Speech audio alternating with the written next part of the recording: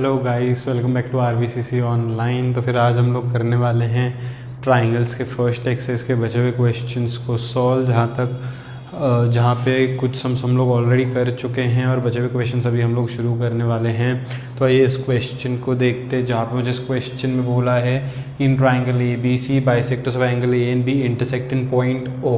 यहाँ पे एक ट्राइंगल है ABC जहाँ पे एंगल A का और एंगल B का बाइसेक्टर जो है वो पॉइंट O पे इंटरसेक्ट हो रहा है। अब यहाँ पे बोला angle C is 70, find angle AOB। तो कई अलग अलग तरीके हैं इसको करने के। आइए हम लोग एक तरीका जो सबसे सिंपल है उसको समझ के कर लेते हैं। यहाँ पे एक ट्राइंगल की बात हो रही है, उस ट्राइंगल का नाम है ट्राइंगल ABC। देखो डायग्राम तो इसका नहीं दिया गया, हम लोग खुद से इसको कंस्ट्रक्ट कर रहे हैं, है ना। हम लोग खुद से इसको समझ के बना रहे हैं। तो ABC एक ट्राइंगल है जहाँ पे उन्होंने कहा है C जो है वो 70 डिग्री है। C यहाँ पे 70 डिग्री है। अगर आपको और भी आसान तरीके से समझना है ना, तो आप A और C का पोजीशन इंटरचेंज कर लें। आप A और C का पोजीशन इंटरचेंज कर लें, ABC, आपको और भी अच्छे समझ में आएगा। यहाँ पे C मुझको 70 डिग्री दे दिया है। उसके बाद उन्होंने बोला है bisectors of A and B intersected हो। एक एंगल बाइसेक्टर है B का, एक एंगल बाइसेक्टर है A का, दोनों आके पॉइंट O पे इंटरसेक्ट करें। अब एंगल बाइसेक्टर है इसलिए ये दोनों इक्वल मेजरमेंट्स के होंगे और यहाँ पे ये दोनों भी आप समझ सकते हो। तो इस तरीके से यहाँ पे बोला है फाइंड एंगल AOB मतलब इस वाले एंगल को हमने फाइंड करना है। बहुत ही सिंपल तरीके से हो सकता है। सबसे पहले तो मैं गिवन लिखता हूँ। गिवन में मैं लिखता हूँ angle C is equal to 70 और दूसरा bisectors of angle A and angle B intersect at point O। ये दिया है गिवन में। टू फाइंड, हमको क्या फाइंड करना है, हमसे क्या पूछा गया, एंगल AOB। हमसे पूछा गया एंगल AOB। बस फिर सॉल्यूशन शुरू कर देते हैं। तो बहुत ही सिंपल तरीके से इसका सॉल्यूशन होगा। देखो मैं जानता हूँ कि ये दोनों एंगल्स इक्वल होंगे बाइसेक्टर की वजह से, और ये दोनों एंगल्स इक्वल होंगे। अब मैं उसी का फ़ायदा यहाँ पे उठाता हूँ। मैं लिखता हूँ BO and AO R angle bisectors of angle B and angle A। एक B का बाइसेक्टर है, एक A का बाइसेक्टर है। देयरफॉर एंगल CBO और OBA, ये दोनों एंगल्स इक्वल हो जाएंगे ना। CBO ये वाला एंगल, OBA ये वाला एंगल इक्वल हो जाएगा। देयरफॉर एंगल, आप यहाँ पे लिख दो therefore let angle CBO is equal to angle OBA is equal to x each. Angle bisector का जो ये दोनों इक्वल होने वाले, इन दोनों को x बोल दिया। सिमिलरली इन दोनों को y बोल दो, CAO OAB। एंगल CAO और एंगल OAB आप y बोल दो। ये दोनों एंगल्स को y, क्योंकि इक्वल है ना बाइसेक्टर की वजह से। यहाँ तक की कहानी तो पकड़ में आई होगी। ये मैंने कंसिडरेशंस करके रखे ताकि आगे मुझे कोई दिक्कत ना हो। अब आपको एक एंगल पता है 70, वो कौन से ट्रायंगल में आता है, बड़े ट्रायंगल में आता है ABC में। मैं लिखता हूँ in triangle ABC sum of all angles in triangle measures 180। सभी एंगल्स का एडिशन 180 होता है एक ट्रायंगल के अंदर। यहाँ पे लिखता हूँ angle A plus angle B plus angle C is equal to 180। आप ब्रैकेट में रीजन लिख दो, sum of all angles is 180। अगर मैं इस ट्रायंगल की बात कर रहा हूँ, अगर मैं इस ट्रायंगल की बात कर रहा हूँ तो उसमें ओवरऑल A आ जाता है, पूरा A आ जाता है। और आप देखते हो कि पूरा A किससे बना है, पूरा A बना है 2y से। तो आप A की जगह पे लिखोगे 2y। सेम चीज़ मुझे बताओ, अगर मैं पूरे ट्रायंगल की बात कर रहा हूँ तो उसमें B आ जाता है। B किससे बना है, 2x से, है ना, 2x से। और C तो आप देखते हो 70 है इज इक्वल टू 180। आप 70 को उधर भगा दो, यहाँ से आपको 2y plus 2x equal to 180 minus 70 मिलेगा। तो आपको 2y, यहाँ से आप डायरेक्टली एक और चीज़ कर सकते हो, 2 कॉमन ही निकाल दो, है ना। तो यहाँ पे आप देखते हो कि दोनों के पास 2 है ना, 2 कॉमन निकाल दो। तो 2 बाहर आने के बाद अंदर y बचेगा, बाहर आने के बाद अंदर प्लस x बचेगा, यहाँ पे बचेगा 110। इस 2 को डिवीजन में भेज दो, तो y plus x is equal to 110 divide by 2 कितना आएगा 55। यहाँ से आपको x प्लस वाई या y प्लस एक्स जो भी कहो 55 डिग्री मिल जाएगा। अब यहाँ पे इसको 1 बोल दो। आपने एक ट्राइंगल में, इस वाले ट्राइंगल में सम ऑफ ऑल एंगल्स 180 करके एक रिलेशन तैयार कर लिया। अब आप छोटे ट्राइंगल में आओ, BOA में आओ। कौन से ट्राइंगल में आओगे आप? BOA में। इन ट्राइंगल BOA की अगर मैं बात करूँ तो ऐसा छोटा सा ट्राइंगल आपको नज़र आ जाता है। सभी एंगल्स का एडिशन 180 होता है। 3 लेटर में लिखो एक एक करके। अगर मेरे को B को एक्सप्रेस करना है तो OBA लिखूँगा मैं, OBA प्लस अगर आपको A को लिखना है तो OAB लिख सकते हो, OAB प्लस बचता है O तो आप BOA लिख दो या AOB लिख दो, आपकी मर्ज़ी। सभी एंगल्स का एडिशन वैसे होता 180 है। अच्छा, आप देखोगे तो OBA सिर्फ सिंगल x है और OAB सिर्फ सिंगल y है ना। ये सिर्फ सिंगल x है और ये सिर्फ सिंगल y है। अच्छा, AOB का तो अता पता नहीं, वो तो मुझको ढूंढना है, इज इक्वल टू 180। अच्छा, single x plus single y, x plus y कितना होता है 55। ये कितना हो गया x प्लस y 55, इसके जगह पे plus angle AOB is equal to 180। 55 को वहाँ पे भेज दो तो एंगल AOB जो है वो 180 माइनस 55 आ जाता है। अब आपको यहाँ से AOB मिल जाएगा, कितना मिलेगा आप देख सकते हो, तकरीबन 125 कुछ मिलेगा। इस तरीके से हम लोगों ने AOB को निकाल दिया। आई होप आप सभी को समझा होगा। बहुत ही इंपॉर्टेंट ये क्वेश्चन है। बस इसको मैंने x कंसिडर कर लिया, इसको मैंने y कंसिडर किया। बड़े ट्रायंगल में सभी एंगल्स का एडिशन 180 वाला प्रॉपर्टी, छोटे ट्रायंगल में सेम प्रॉपर्टी अप्लाई करके हमने सम को कर लिया है समाप्त।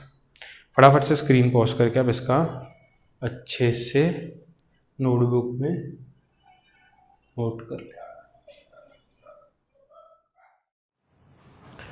तो आइए बढ़ते हैं इस क्वेश्चन पे, जहाँ पे इस क्वेश्चन में हमसे कहा गया है in the figure AB and CD are parallel. आप देख सकते हो ये AB है, ये CD है, दोनों एक दूसरे को पैरेलल है। PQ इस ट्रांसवर्सल, ये PQ ट्रांसवर्सल है जो दोनों पैरेलल लाइंस को कट कर रहा है। रे PT एंड रे QT आर बाइसेक्टर्स। फिर से बोला, ये PT जो है और ये जो QT है ये बाइसेक्टर है। एक है बाइसेक्टर BPQ का मतलब एंगल P का, और एक है PQD मतलब एंगल Q का। Prove that PTQ measures 90। मुझको बताना है कि PTQ जो है ये 90 डिग्री मेजर करता है। तो काफ़ी सिंपल तरीके से इसको भी करेंगे, वैसे ही करेंगे, ठीक वैसे ही करेंगे जैसे पिछला क्वेश्चन करा था हमने। थोड़े बहुत यहाँ पे चेंजेस तो डेफिनेटली होंगे। तो यहाँ पे शुरू करते हैं। गिवन वगैरह आप लिख दो, मैं लिखता हूँ टू प्रूव और प्रूफ। टू प्रूफ में हमको क्या प्रूफ करना है, measure angle PTQ is equal to 90। आप यहाँ पे लिख सकते हो प्रूफ। अब आप इतनी सी चीज़ तो समझ सकते हो कि ये एंगल बाइसेक्टर है, ये एंगल बाइसेक्टर है तो ये दोनों एंगल्स इक्वल होंगे। ये एंगल बाइसेक्टर है, फिर से ये दोनों एंगल्स जो हैं वो इक्वल होंगे। तो प्रूफ में मैं लिखता हूँ कि PT आप लिखो रे PT बाइसेक्स एंगल BPQ, ये चीज़ गिवन है। अब क्योंकि PT जो है वो BPQ को बाइसेक्ट करता है तो BPT और TPQ ये दोनों एंगल्स इक्वल हो जाएंगे। Therefore angle BPT is equal to PTQ। अच्छा, इन दोनों ही एंगल्स को मैं x कंसीडर करता हूँ। Let BPT PTQ be x each. इन दोनों को मैंने x और x कंसीडर कर लिया। सेम चीज़ मैं नीचे के लिए करूँगा, मैं लिखता हूँ similarly Q T bisects P Q D, ray Q T bisects angle P Q D. अच्छा, तो पी क्यू डी बाइसेक्ट होता है क्यू टी का, मतलब ये दोनों एंगल्स इक्वल होंगे, पी क्यू टी और T Q D. Therefore P Q T is equal to T Q D equal हो जाएंगे, है ना। मैं इन दोनों को, क्योंकि ये दोनों इक्वल है, इन दोनों को y कंसीडर करता हूँ, इन दोनों को y कंसीडर करता हूँ। अब असली कहानी शुरू होती है। ये दोनों इक्वल थे x x, ये दोनों इक्वल थे y y, ये तो कंसीडरेशन है। अब मैं लिखता हूँ ए बी और सी डी एक दूसरे को क्या है, पैरेलल है। मैं लिखता हूँ line A B is parallel to line क्या, सी डी, है ना। और उसमें पी क्यू क्या है, दोनों कट करा मतलब ट्रांसवर्सल। मैं यहाँ पे लिखता हूँ line P Q is transversal. ये सारी चीज़ें गिवन में, मैं कुछ भी मन से नहीं लिख रहा हूँ, इसके सामने रीज़न लिख सकते हो गिवन। अच्छा, ये अगर पैरेलल है और ये ट्रांसवर्सल है तो आपको यहाँ पे सी शेप दिखता होगा। सी शेप मतलब, हाँ, सी शेप मतलब आपको पता होगा, सी शेप में जो दो एंगल्स आते हैं उनको इंटर एंगल्स बोलते हैं। और पैरेलल लाइंस के वक्त पे ये इंटर एंगल्स का एडिशन 180 होता है, आप सब जानते हो ये चीज़, है ना। तो यहाँ पे सी शेप बन रहा है, इंटर एंगल्स बन रहे हैं, तो उसका एडिशन जो होगा वो 180 होगा। देखो यहाँ पे ये एंगल और ये एंगल, है ना, सी शेप के अंदर आते हैं। तो बी पी क्यू मतलब पी एंगल और पी क्यू डी मतलब क्यू एंगल, दोनों का एडिशन 180 होगा। तो angle B P Q plus P Q D is equal to 180। इसका रीज़न होगा इंटीरियर एंगल्स, आप समझ सकते हैं। अब आप ध्यान से देखोगे बी पी क्यू को, बी पी क्यू को ध्यान से देखोगे तो बी पी क्यू पूरा एंगल 2x से बना हुआ है, तो बी पी क्यू की जगह पे 2x लिखता हूँ। वैसे अगर आप पी क्यू डी को ध्यान से देखो तो पूरा एंगल 2y से बना है, तो 2y लिखता हूँ इज इक्वल टू 180। दोनों के पास 2 है, 2 कॉमन अंदर के बचेगा, x plus y is equal to 180। 2 को नीचे भेजो तो आपको x प्लस वाई क्या मिलेगा, 180 डिवाइडेड बाई 2 दैट इज 90। आपको x प्लस वाई कितना मिला, 90। आप इसको 1 बोल दें। 1 बोलने के बाद आपको तो इस एंगल को 90 बताना ना, पी टी क्यू को। आप ये ट्राइंगल कंसीडर करें, पी टी क्यू, आपको एक ट्राइंगल दिखता होगा, इस ट्राइंगल को कंसीडर करें। लिखता हूँ in triangle P T Q, आपको एक ऐसा ट्राइंगल दिखता होगा पी टी क्यू। सभी एंगल्स का एडिशन एक ट्राइंगल में 180 होता है। तो अगर पी को एक्सप्रेस करना है 3 लेटर में तो टी पी क्यू बोल दो, बीच में लिखो बस उसको। अगर क्यू को एक्सप्रेस करना तो बीच में लिखो T Q P, plus T को एक्सप्रेस करना तो पी टी क्यू। तीनों एंगल्स का एडिशन इक्वल टू 180 हो जाता है। अच्छा, डायग्राम में देखो टी पी क्यू मतलब ये सिर्फ सिंगल एक्स है, और टी क्यू पी ये सिर्फ सिंगल वाई है ना। तो T P Q single X है, T Q P single Y है, प्लस पी टी क्यू का मुझे नहीं पता, इज इक्वल टू 180। अच्छा, ये तो एक्स प्लस वाई है, एक्स प्लस वाई तो मैंने 90 बताया हुआ है ना, ये एक्स प्लस वाई तो मैंने 90 बताया हुआ है, तो उसकी जगह पे 90 लिखता हूँ, plus P T Q is equal to 180। यहाँ पे ब्रैकेट में लिख देना फ्रॉम 1 से आया नहीं, ये एक्स प्लस वाई 90 आया, वो कहाँ से, 1 से। 90 वहाँ पे घुमा दो तो पी टी क्यू जो है वो मिलेगा 180 माइनस 90। तो पी टी क्यू जो आपको मिलेगा वो यहाँ से मिलेगा 90 डिग्री। यही मेरे को चाहिए था कि पी टी क्यू 90 है, मैंने यहाँ से यही प्रूव कर लिया कि पी टी क्यू जो है वो 90 डिग्री है। तो बहुत आसानी से कर लिया है, आप इसको भी नोट कर लें, इसका भी बहुत अच्छे से आप प्रैक्टिस कर लें। ये दोनों क्वेश्चंस आज आप अच्छे से ढंग से प्रिपेयर कर लें, ताकि फिर कल हम लोग आगे बढ़ सकें और आगे वाले क्वेश्चंस को अच्छे से सॉल्व कर सकें। लेकिन उसके लिए आपको इन दोनों क्वेश्चंस को परफेक्ट तरीके से प्रैक्टिस करके रखना पड़ेगा। Good bye.